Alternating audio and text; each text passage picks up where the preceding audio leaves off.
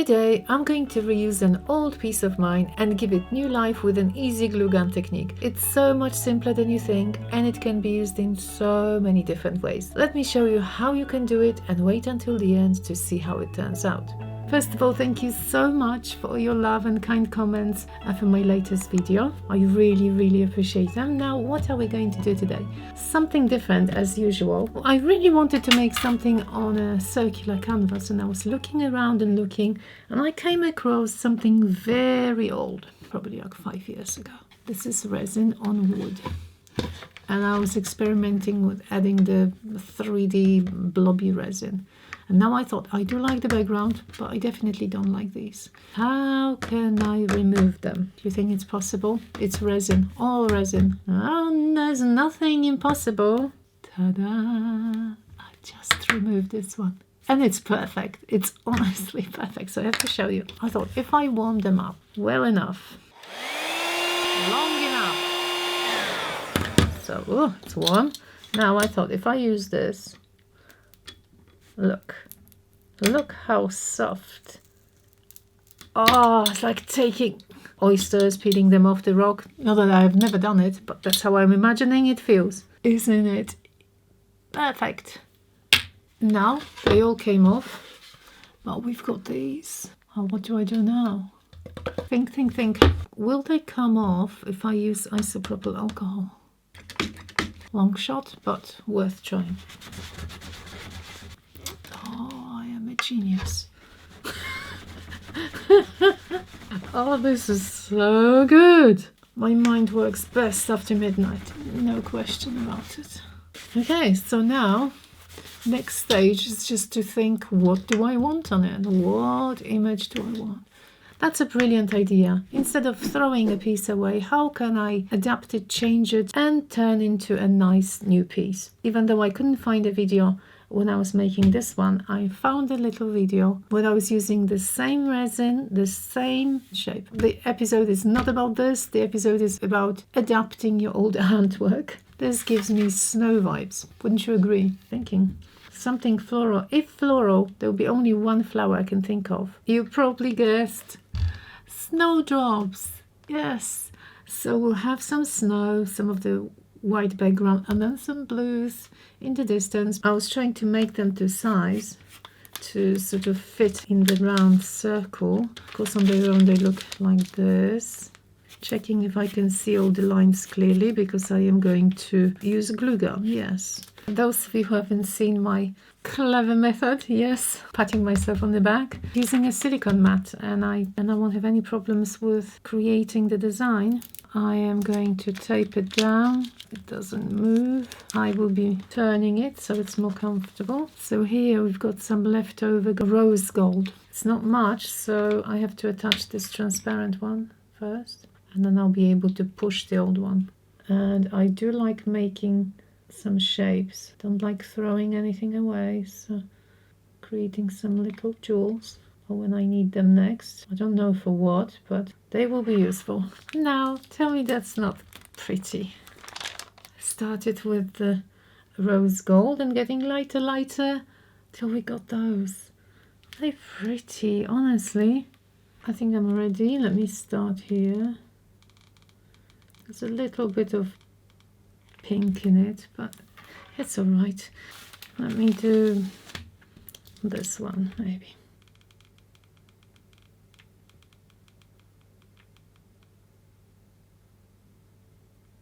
My glue gun is making sort of strange noise. Now, because I'm going to be lifting it up, I prefer having all the elements sort of stuck together. Now this, of course, is going to be this green part of my snowdrop. I noticed there was a very small gap between those two sections. So now I am going to repeat the process on this one. My glue gun was never making those noises. This is the first time. I figured out what was wrong with the glue gun. I can't believe it, because it never happened to me in all those years I've been using glue gun. I had a couple of glue sticks, these, a different color. They were old. So when I was using them, not only my little gun was making funny noises, there were lots of air bubbles in the glue sticks.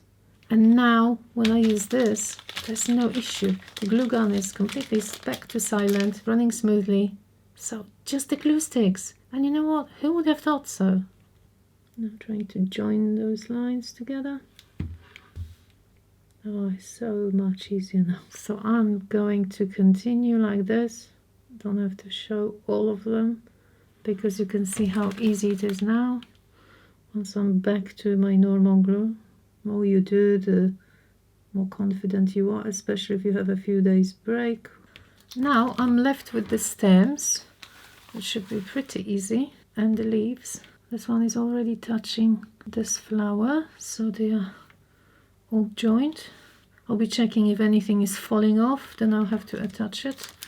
For example, this leaf will have to touch this stem somehow.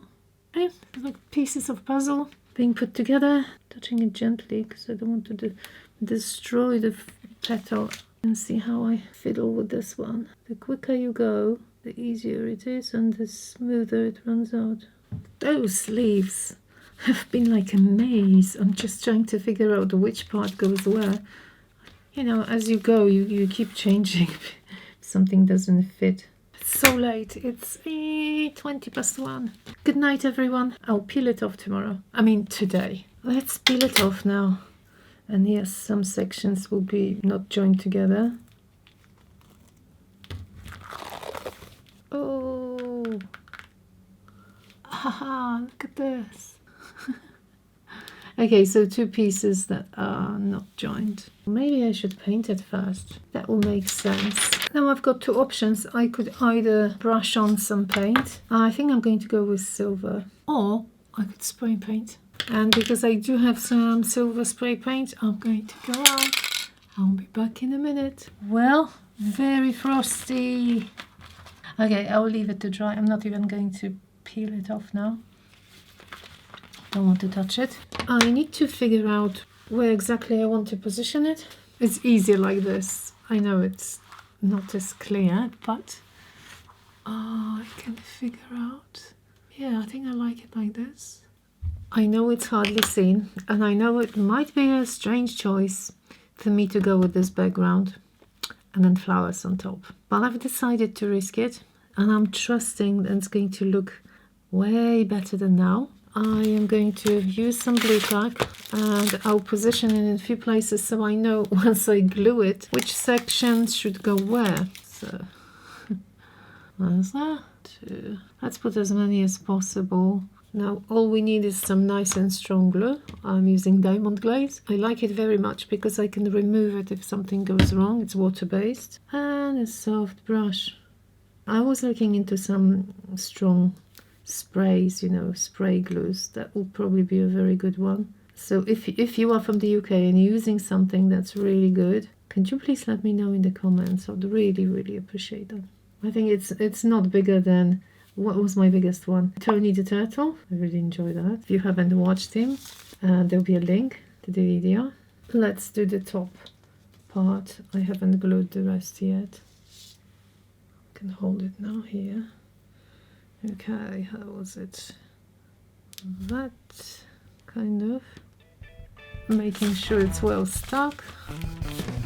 What would you prefer? Me painting the sections and then perhaps covering with resin, and me pouring acrylics into the sections, or me pouring some colorful resin into those sections? I'm trying really hard to hear you. It's well stuck. I really want to see the flowers in white, so I'm using white acrylic. If I change my mind later on, that's okay, but I really want to see white here in those spaces. Painting on resin is kind of funny. I don't have many leftover paints. I do have a little bit of this light green that I used for the peacock and dark blue. So I've mixed them together. I got this. So I took pale green and I'm going to mix the green with this to get some really dark green. See what we get. That's a nice color. Look at this. This is too bluey. I love mixing colors, not necessarily paint as such, but getting different colors. Just checking if it's not too similar. And I think we are ready to go because I do have some leftover white. I've got this leftover American one. Ta-da! Oh, I didn't strain it. It's runnier. Runnier than the British one, that's for sure. Okay, we've got this. And I'm happy with this color. Yep. Let's start. I also found some grey and I put a little drop of grey into this old mix of blue from the Peacock. So let the fun begin. What am I going to use to apply the paint? Probably a brush would be the best idea because I'll stay hopefully within the borders. I might add a little bit more at the beginning. And then I'll spread it with the brush. In a similar way like you use resin, might apply all the white and then let's add a couple of drops of maybe blue or grey into it to make it nice. It really is going to look like a, that's what I was hoping, stained glass window, hence the, you know, silver imitation of lead. I'm going to touch a couple of sections with this grey blue. So far I didn't manage to spill anything on the background, which is good. And now the brush. I always find certain stages like most therapeutic, so this is really nice, very relaxing. I'm getting closer, slowly but surely. I'm covering the leaves, so one part of this darker green, and I made sure that all those sections are joined together so I don't have any leaking onto the background. Again, darker and lighter, and we'll leave it to dry. This is rather lovely, very nice, no cracks, really well covered. I am very happy with this, but you know how I love finishing touches, so I'm going to add a couple of shadows here and there because I basically love doing it. I can't help it, I can't help it. Especially in the places where I already indicated some color change. I am using Wedgwood and white at the moment only. I think we need a touch of very, very light green in places. Very faint greenish hue. I like them a lot. And now I'm thinking once this is dry, and I'll wait definitely probably 2 days, and I'm going to apply resin. Those leaves do have stripes, so I'm trying to recreate them.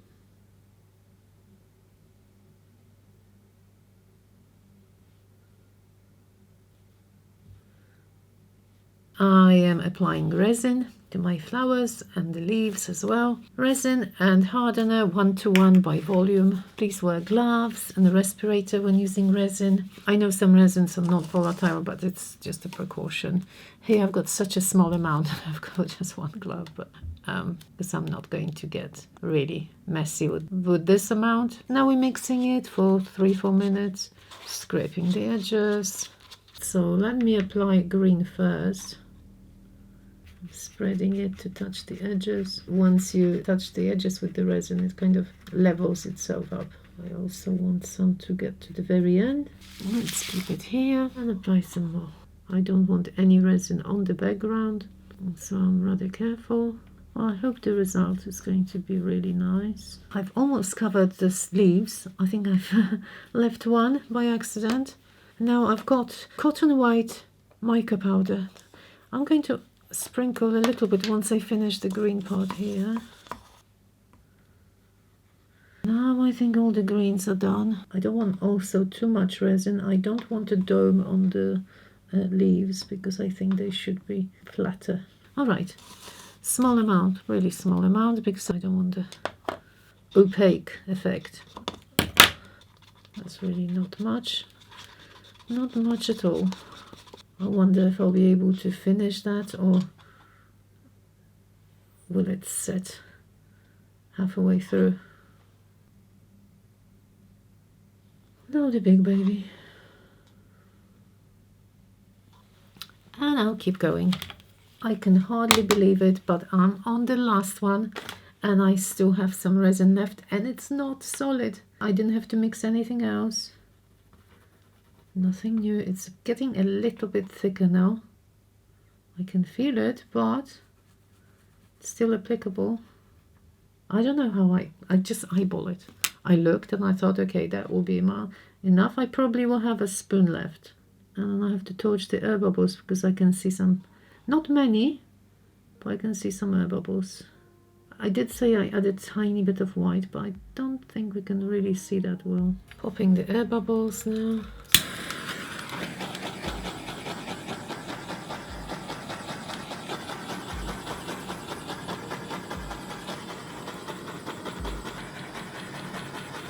I can see a little bit of mica sort of shimmering at an angle. Now they look so nice.